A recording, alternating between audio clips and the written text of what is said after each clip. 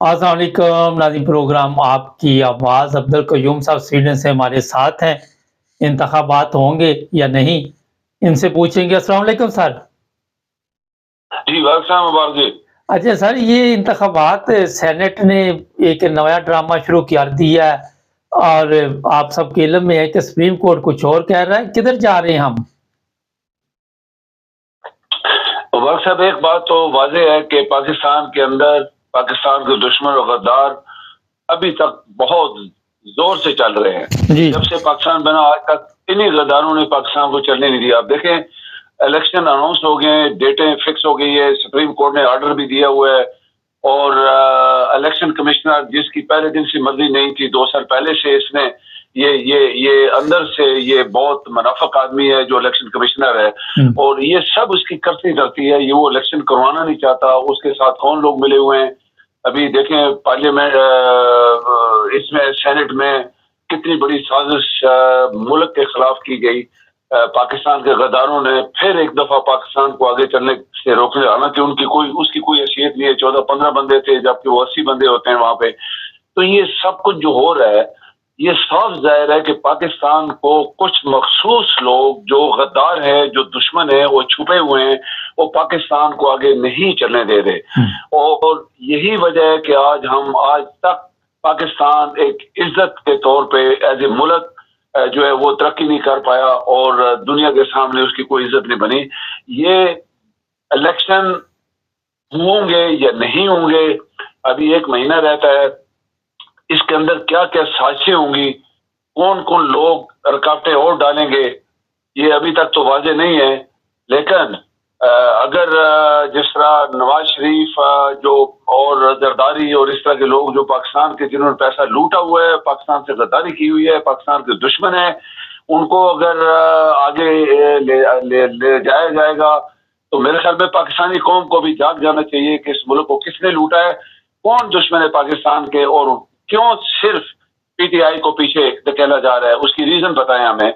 तो ये फिर शायद लोगों के दिमाग में आ जाए। लेकिन 1 महीना है, इसके अंदर कितनी साजिशें और होती हैं मुबारक साहब पता नहीं है। सर ये बताइए, रीजन कौन बताता है वहां पे? किसी से आप सवाल कर सकते हैं पाकिस्तान में कि आप जनाब ये सबको क्यों पकड़ रहे हैं, इनके पेपर क्यों छीन रहे? अमेरिका में भी ये अब आपके शायद इल्म में आया हो कि आवाज उठी है कि लोगों के पेपर छीने जा रहे हैं, लोगों को अगवा किया जा रहा है, लोगों को मारा जा रहा है। एक नगमा कह सकते हैं, इमरान खान के लिए किसी ने तराना गाया था, उसको भी कत्ल कर दिया। महफूज तो वहां पे कोई भी नहीं, तो कैसे ये इलेक्शन हो सकती है? ये किस तरह के इलेक्शन होंगे? क्या ये ईमानदारी के साथ सब कुछ चल सकेगा?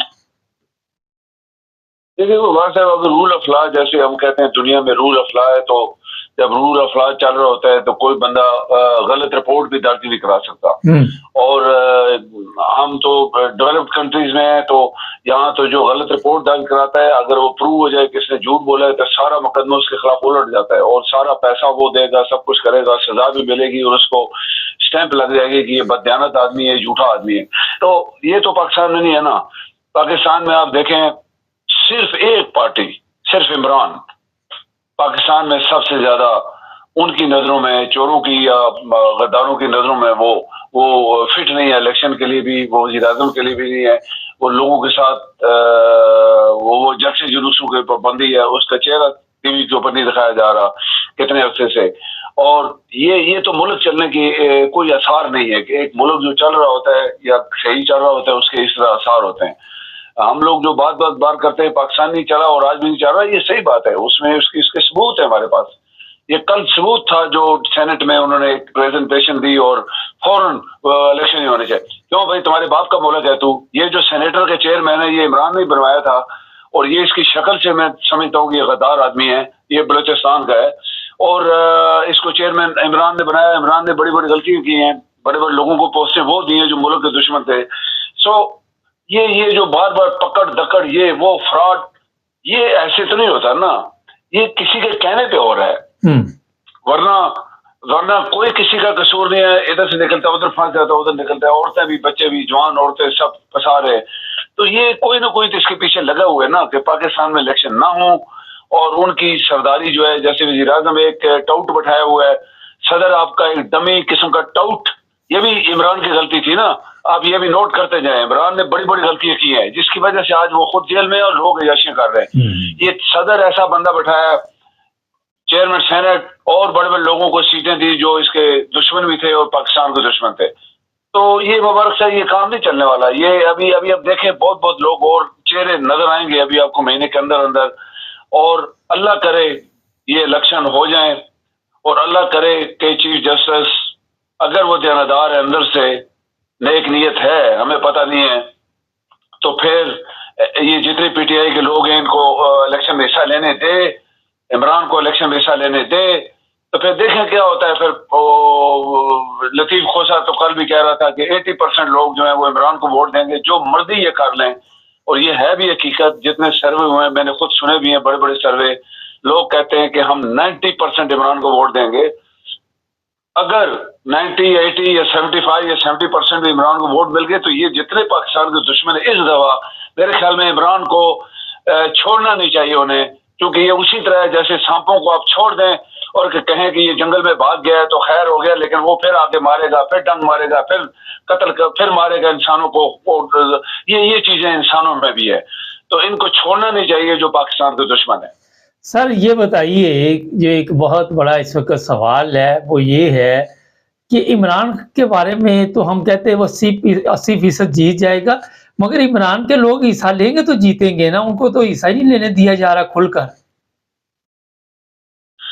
دیکھیے مبارک صاحب، عمران جو ہے وہ چونکہ خود ہے نہیں ہے، اس کے سارے لوگ جو اصلی لوگ تھے وہ جیلوں میں ہیں، جو صحیح اس کے وفادار تھے، اور ان کو جیلوں میں گھسیڑا ہوا ہے، اور وکیل جو ہیں وہ کچھ 2-4 جو سامنے ہمیں نظر آ رہے ہیں وہ عمران کے لیے لڑ رہے ہیں، دیانتداری سے لڑ رہے ہیں۔ وہ ایکچولی عمران کی فیور کرنا، ملک کی وہ فیور کرنا ہے۔ میرے خیال میں یہ پاکستان جس ڈگر پہ چل پڑا ہے، یہ اس کو بچانے کے لیے وکیل لڑ رہے ہیں، جنگیں کر رہے ہیں وہ ہر لیول کے اوپر، اور مجھے امید ہے کہ انشاءاللہ وکیل بڑے کانفیڈنٹ ہے، اور میں بھی کانفیڈنٹ ہوں ایک لحاظ سے کہ اللہ تعالیٰ بڑی طاقت والا ہے، اور وہ سچ کی ہمیشہ فتح ہوتی ہے، اور سچ کے سامنے بڑی بڑی رکاوٹیں آتی ہیں۔ یہ ہم نے تاریخ سے سیکھا ہے کہ سچ کو چلنے نہیں دیا جاتا، لیکن آخر سچ جیت جاتا ہے، اور یہ جھوٹ اور فراڈ اور بے ایمانیاں اور سب یہ ختم ہو جاتے ہیں۔ تو اینڈ کے اوپر ایک مہینے کے اندر ہی سب کچھ آپ کے واضح ہو جائے گا۔ اور عمران کے لوگ جو ہیں وہ بڑے میرے خیال میں واضح ہے، لوگوں کے دماغ میں ایک بات ضرور ہے کہ عمران کے ساتھ بہت زیادتیاں ہو رہی ہیں اور ہم عمران کو ووٹ دیں گے۔ سر آخر پہ یہ بتائیے، لوگ تو عمران کو ووٹ دیں گے، یہ تو بات کا مسئلہ ہے، فرض کریں گے ایک جعلی حکومت لے آتے ہیں 5 سال کے لیے، تو پھر کیا ہوگا؟ ہاں جی، اس کا ریپیٹ کریں پلیز ذرا۔ میں نے کہا اگر وہ جعلی طریقے کے ساتھ ایک دوبارہ گورنمنٹ لے آتے ہیں، پھر ان لوگوں پہ تشدد کرتے ہیں، تو کیا کر سکتا ہے عمران؟ اس میں پھر دیکھیں ملک کے ساتھ غداری، مبارک صاحب یاد کر لیں جس نے بھی ملک کے ساتھ غداری کی ہے ان کا آپ ان کا اینڈ دیکھیں کیسے ہوا ہے۔ جی ٹھیک ہے، غداری آپ کریں گے، بھٹو کا دیکھیں، ضیاء الحق کا دیکھیں، مشرف کا دیکھ لیں، یہ تمام لوگ جو تھے انہوں نے ملک کے ساتھ غداری کی تھی۔ جی مشرف اگر 2 بندوں کو پھانسی دے جاتا، یہ دونوں لوریوں کو، تو آج 50% اس ملک کے اندر کرپشن کم ہوتی۔ ضیاء الحق نے بھی بھٹو کے چکر میں، اور بھٹو نے کیا پاکستان توڑا تھا ساری دنیا کو پتا ہے۔ سرنڈر جنرل نیازی اینڈ کے اوپر تک نہیں کر رہا تھا، وہ انڈین جنرل کو کہتا ہے نہیں ہم نے جنگ بند کرنے کے لیے بات کی ہے، سرنڈر کے لیے نہیں۔ جی اس بھٹو نے پریشر ڈالا اور اس کو سرنڈر کروایا تھا۔ یہ غدار لوگ تھے، ان کو کتنی سزائیں ملی تھی دنیا کے اندر، عاقبت ان کی کتنی گندی ہوئی، ان کی بھی عاقبت اسی طرح گندی ہوگی۔ بہت شکریہ سر، بہت شکریہ۔ جی تھینک۔ ناظرین، کاش کوئی یہ سوچتا کہ میرا انجام کیا ہوگا تو پاکستان آج میرا خیال ہے کہ ایک زبردست ملک ہوتا۔ یہی تو سوچتے نہیں کہ میرا کیا ہوگا، یہ سوچتے ہیں کہ عوام کو کس طرح ہم تشدد کے ذریعے غلامی کی زنجیروں میں جکڑ کے رکھیں گے۔ یہ ہے سب سے بڑا مسئلہ۔ ہمارے چینل کو سبسکرائب کریں، جڑے رہیں ہمارے ساتھ۔